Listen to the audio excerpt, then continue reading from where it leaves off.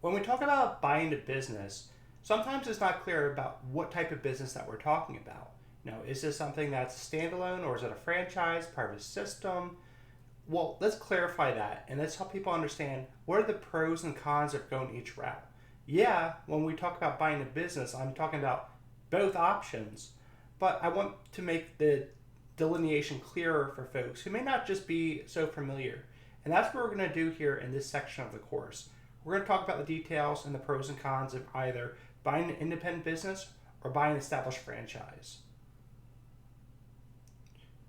When you buy a franchise, this is something that is pretty valuable if you are just going to business for the first time because the franchise offers a proven business model, brand recognition, and ongoing support from the franchisor. However, it comes with less freedom to make your own changes and, of course, the franchise fees that cut into your profits. The pros are that you have lower risk due to an established system, brand recognition, marketing support, and guidance from the franchisor. The cons are the lack of control over business operations, limited creativity, and ongoing royalty fees. When you have your own independent business, you might think that's a really great thing, but of course there's pros and cons. Independent business gives you full control from the branding to operations. However, there are risks that are higher as you're responsible for all aspects of growth and development. You don't have a whole department of people working on those things for you. The pros are complete control, freedom to make changes, and the potential for higher profits. Cons are the greater risk, more responsibility, and no external support systems. When you're buying a business, deciding whether to do an established business versus a franchise isn't the only decision you'll have to make. There's also the decision to either purchase an existing and thriving business or one that's struggling. Typically, when one is an existing business, you'll pay a higher price for a really good business, and that might be a great thing, but the growth projections and future viability of having a huge financial return aren't there as much when you turn around a struggling business. So let's talk a little bit about what that looks like.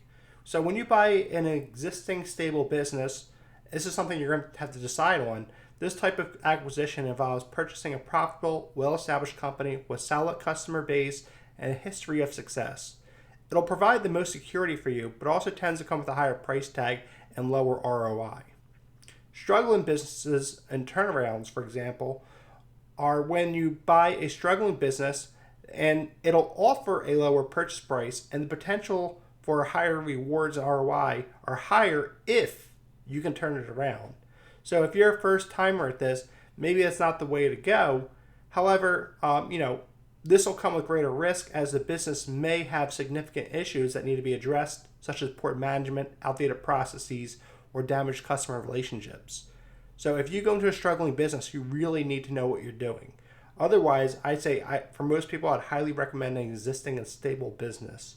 So when you're doing your due diligence and looking at these opportunities, you need to know what you're actually getting into and say, hey, this is a existing business or this is a struggling business. I know for either what's required, what the pros and what the cons are.